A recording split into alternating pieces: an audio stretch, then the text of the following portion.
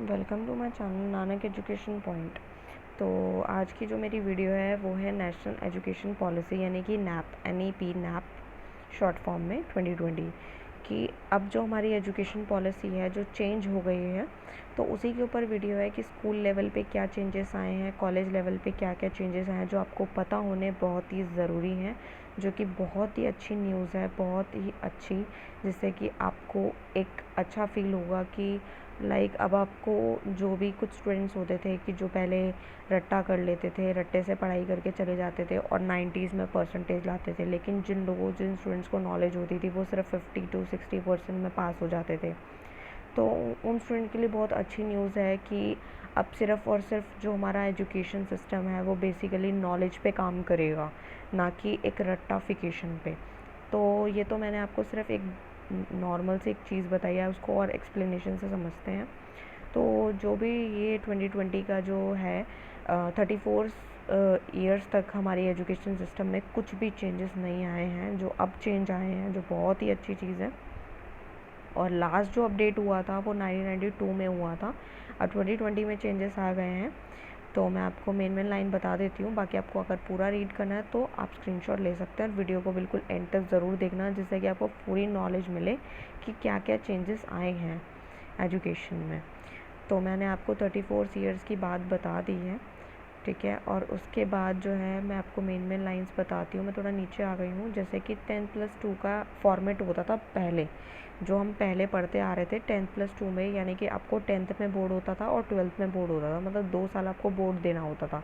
लेकिन अब उसको आगे बांट दिया गया है 5+3+3+4 में, उस फॉर्मेट में बांटा है। अब उस फॉर्मेट में कैसे बांटा है वो मैं आपको बताती हूँ। जो स्कूल के जो पहले 5 साल होते थे, यानी कि प्री प्राइमरी स्कूल को अब तीन तीन साल और मतलब 3 साल में बांटा गया है। मतलब जो प्री प्राइमरी जो होता था उसको 3 साल में बांट दिया गया है। कक्षा 1 और कक्षा 2 यानी फर्स्ट क्लास से लेकर और सेकंड क्लास, ये 2 क्लासेस जो होंगी उसको फाउंडेशन स्टेज में बांट दिया गया है, यानी फर्स्ट और सेकंड क्लास को।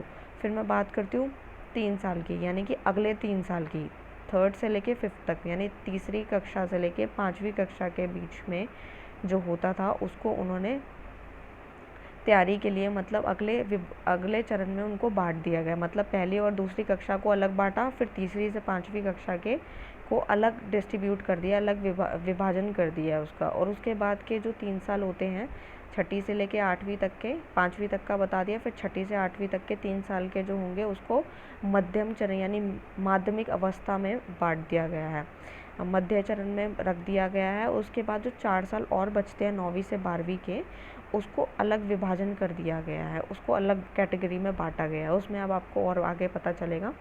तो उसके अलावा ये जो जितना भी हुआ स्कूल में, जितने भी कला हो गए, विज्ञान स्ट्रीम हो गया, का कोई भी कठोर पालन नहीं होगा। छात्र अब जो भी पाठ्यक्रम चाहे वो ले सकते हैं, मतलब ऐसा कुछ नहीं होगा। जो भी सब्जेक्ट या जो भी स्ट्रीम वगैरह जो भी चाहे वो लेना चाहे वो ले सकते हैं। ऐसे कोई वो नहीं है कि आपको 90% आएंगे तो आपको साइंस स्ट्रीम मिलेगी या इतना मिलेगा, ऐसा कुछ भी नहीं है। तो ये चीज़ बहुत अच्छी हो गई है। उसके बाद मैं नीचे आ जाती हूँ, तो उसमें वही है कि उच्च शिक्षा में क्या क्या सुधार आए हैं, तो मैं आपको बता देती हूँ। यहाँ पे लिखा भी है जैसे कि उच्च शिक्षा में कई सुधार किए गए। सुधारों में ग्रेड्स, एकेडमिक, वही सारी चीज़ें जो है मतलब शामिल कर दी गई है। मतलब आपको रट्टाफिकेशन से रिलेटेड अब कुछ भी नहीं रहा है, आपकी नॉलेज पे बेस्ड होंगे और आपके प्रॉपर गाइडलाइंस जो होंगी वो फॉलो की जाएंगी। और साथ में यहाँ पे मैं थोड़ा सा नीचे आ जाती हूँ, तो यहाँ पे देख सकते हैं, यहाँ पे ये भी लिखा गया है, यूनिवर्सिटी से रिलेटेड बात लिखी गई है कि कुछ स्टूडेंट्स होते थे जैसे कि कॉलेज में ग्रेजुएशन कर रहे हैं, रेगुलर कर रहे हैं, डिस्टेंस से कर रहे हैं, 1 साल करते हैं, उसके बाद एग्ज़िट हो जाते हैं, या फिर किसी वजह से नहीं पढ़ पाते, या 2 साल की पढ़ाई करके उसके बाद वो पढ़ाई छूट जाती है। तो उनके लिए एक बहुत अच्छी न्यूज़ है कि एटलीस्ट अगर वो 1 साल या 2 साल पढ़ाई करते हैं, और पहले ग्रेजुएशन 3 साल की हुआ करती थी और उसके बाद मास्टर करते थे 2 साल की, फिर मास्टर डिग्री करने के बाद एमफिल किया करते थे, एमफिल करने के बाद जो है आपका पीएचडी होती थी। बट अब ये चीज़ है कि अब वो बिना एमफिल के सीधा पीएचडी कर सकते हैं। मतलब एमफिल नहीं भी करेंगे तो भी अगर आप मास्टर डिग्री कर रहे हैं उसके बाद भी आप सीधा पीएचडी कर सकते हो। मैं आपको पूरा अच्छे से और समझा देती हूँ। तो इसमें ये लिखा है कि अगर आप पहले साल में, अगर पहले साल की आपने ग्रेजुएशन की पढ़ाई करी है, एमए, एमकॉम, जो भी आप कुछ भी कर रहे हैं वो भी कर रहे हैं, या फिर आप कोई बैचलर डिग्री ले रहे हैं, सपोज़ बीकॉम, बीए कर रहे हैं, बीएससी कर रहे हैं, कुछ भी कर रहे हैं बैचलर डिग्री में, तो पहले साल करेंगे तो आपको एक सर्टिफिकेट प्रोवाइड होगा, जैसे कि आप देख भी सकते हैं, लिखा भी है। मैं आपको जूम ज़ूम ये हो नहीं रहा है। तो पहले साल में आपको सर्टिफिकेट प्रोवाइड होगा, दूसरे साल में आपको डिप्लोमा मिलेगा अगर आप 2 साल की पढ़ाई करते हैं, उसके बाद आप एग्ज़िट हो जाते हैं। उसके बाद अगर 3 साल करते हैं तो आपको प्रॉपर मतलब जो होगी डिग्री दी जाएगी, और नए सिस्टम के हिसाब से देखा जाए तो ये आपको सर्टिफिकेट जो भी होंगे वो आपके हिसाब से मिल जाएंगे। अगर आपने 1 साल का किया, 2 के हिसाब से जो भी मैंने आपको अभी बताया है, तीसरे साल के हिसाब से आपको प्रॉपर डिग्री दी जाएगी। और 4 साल की जो डिग्री का जो प्रोग्राम होगा, जैसे आपने एमए किया है, एमए के बाद सीधा आपको एमफिल नहीं करना है, सीधा आप पीएचडी कर सकते हैं। मतलब एमफिल 1 साल की होती है, मास्टर डिग्री के बाद की जाती है वो। तो आप अगर एमफिल नहीं करना चाहते हैं, सीधा आप डायरेक्ट पीएचडी भी कर सकते हैं। तो ये एमफिल के जो कोर्स हैं उसको ख़त्म किया गया है, जो कि बहुत अच्छा है कि 1 साल आप लोगों का बच जाएगा, आपको सीधा डायरेक्ट एडमिशन पीएचडी में मिल जाएगा। फिर मैं थोड़ा सा नीचे आ जाती हूँ। फिर यही बोला गया है कि टेक्नोलॉजी जो है, मतलब हमारी ऑनलाइन एजुकेशन पर ज़्यादा जोर दिया गया है, जो कि बहुत अच्छी चीज़ भी है। हमें काफ़ी कुछ सीखने को मिलता है, इससे हम थोड़ा ट्रेंड होते हैं कि आगे जाके हम जॉब लाइन में जब जाते हैं तो हमें बहुत अच्छे से पता चलता है कि कैसे वर्क करना है प्रैक्टिकली। तो ये चीज़ काफ़ी अच्छी है कि मतलब अब बुक्स वगैरह पे ना ध्यान देके अब हमारी जो एजुकेशन पॉलिसी है वो हमारी बेसिकली हमारी टेक्नोलॉजी पे और ऑनलाइन चीज़ों पे ज़्यादा फोकस करेगी।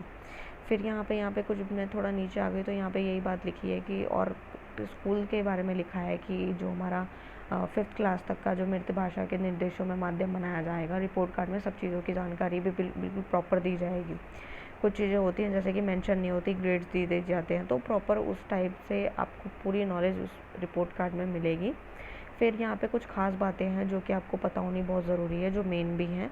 यहाँ पे लिखा है 5वीं तक की पढ़ाई मातृभाषा और स्थानीय भाषा में जारी होगी। मतलब आपका ऐसा नहीं है कि मतलब इंग्लिश में ज़्यादा फोकस नहीं है या कमांड नहीं है तो आप उसमें करना नहीं चाहते हैं तो आप नहीं करेंगे। जो आपकी मातृभाषा मतलब जो आपकी मदर टंग लैंग्वेज है उसी में आपके 5th क्लास तक की पढ़ाई जो होगी कराई जाएगी।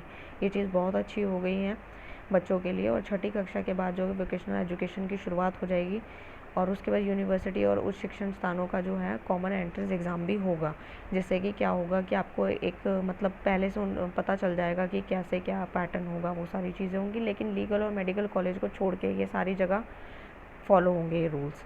उसके बाद है नई शिक्षा नीति के तहत एमफिल कोर्सेज़ को ख़त्म किया जाएगा, जो कि मैं आपको अभी बता भी चुकी हूँ कि आप मास्टर डिग्री, जैसे आपने ग्रेजुएशन कर ली, मास्टर डिग्री 2 साल की कर ली किसी में भी, चाहे आपने एमए करा हो, एमकॉम करा हो, कुछ भी करा हो, उसके बाद आपको एमफिल करने की 1 साल मतलब वेस्ट करने की ज़रूरत नहीं है, सीधा आप पीएचडी भी कर सकते हैं। फिर यहाँ पे कुछ और चीज़ें भी लिखी हैं। सरकारी और निजी उच्च शिक्षण स्थानों के लिए भी एक मतदान हो गए। मतलब यही बात आपको समझाई गई है कि सरकारी और इसमें भी आपको कमांड दिया जाएगा। बोर्ड परीक्षा रटने पर नहीं, बल्कि ये तो मैंने आपको पहले ही बता दिया है कि बोर्ड की परीक्षा में रटने से नहीं, बल्कि उसके ज्ञान का इस्तेमाल पर आधारित होगी। मतलब कितना उस बच्चे को नॉलेज है उसके आधारित पे मतलब उसकी बोर्ड परीक्षा ली जाएगी, रटने पे नहीं ले जाया जाएगा, जैसे कि आपका पहले क्वेश्चन पूछ लिया जाता था। और ऊपर से यहाँ पे ये चीज़ भी है, ओपन डिस्टेंस लर्निंग और ऑनलाइन कार्यक्रम चलाने का विकल्प होगा, जो कि अभी फॉलो भी हो रहा है लॉकडाउन में कोविड की वजह से। और ये सारी चीज़ें मैंने आपको खासकर जो थी वो बता दी हैं। और यहाँ पर कुछ है कि छात्रों के लिए कला और विज्ञान के बीच कोई कठिनाई अगलाव नहीं होगा, जैसे कि अब इसमें बता दिया गया है। वोकेशनल वाला भी मैंने आपको बता दिया था पीछे स्ट्रीम के हिसाब से भी। और यहाँ पे वही सारी चीज़ें हैं जो मैंने आपको अच्छे से बता दी गई हैं। तो इतना ही है इस वीडियो के लिए। Thank you so much.